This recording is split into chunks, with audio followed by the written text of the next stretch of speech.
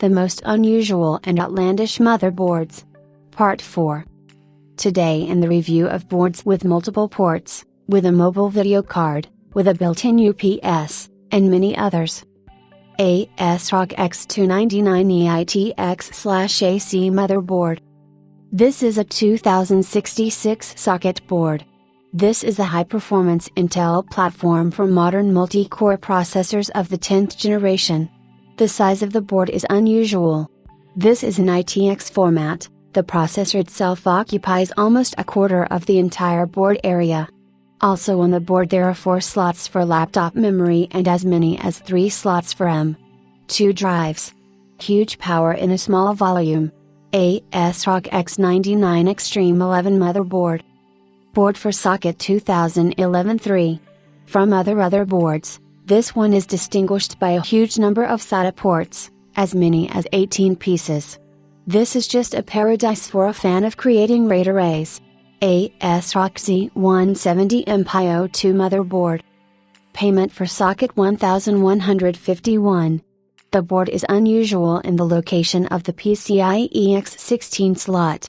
It is deployed parallel to the board, so that the video card is located in the plane of the motherboard, and not perpendicular, as is usually the case. ASRock Z270MSTX MXM motherboard.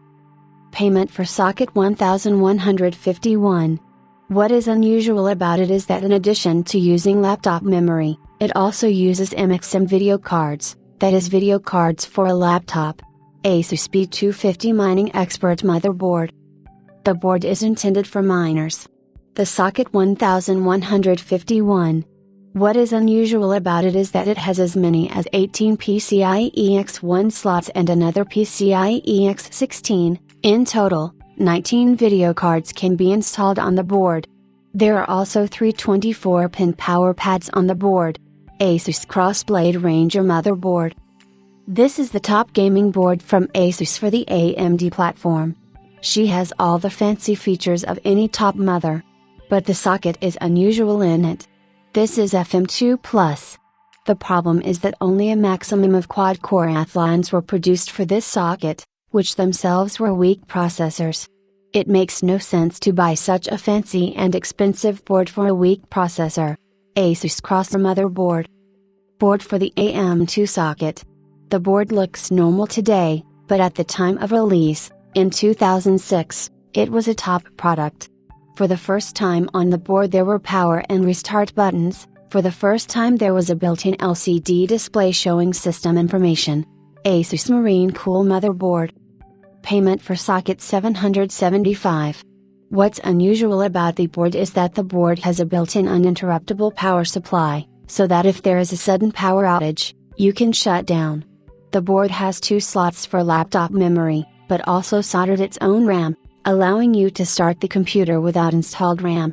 ASUS Maximus 7 Impact motherboard. Payment for socket 1150. Mini ITX format board, unusual in that the 8-phase power supply scheme is placed on a separate board. ASUS P10SC/4 liters motherboard. Payment for socket 1151. The board is unusual in that it supports Xeon processors and register memory. ASUS P67WS supercomputer motherboard. Payment for socket 1366. What's unusual about it is that the board has 7 PCIe X16 slots.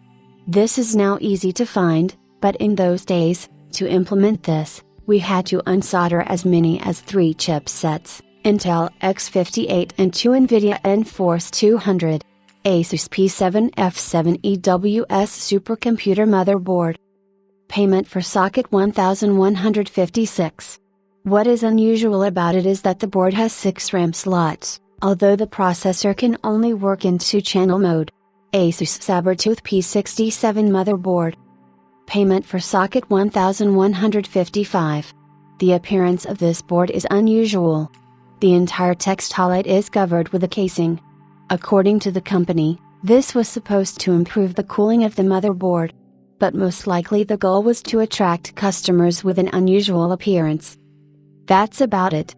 Write what you know unusual motherboards.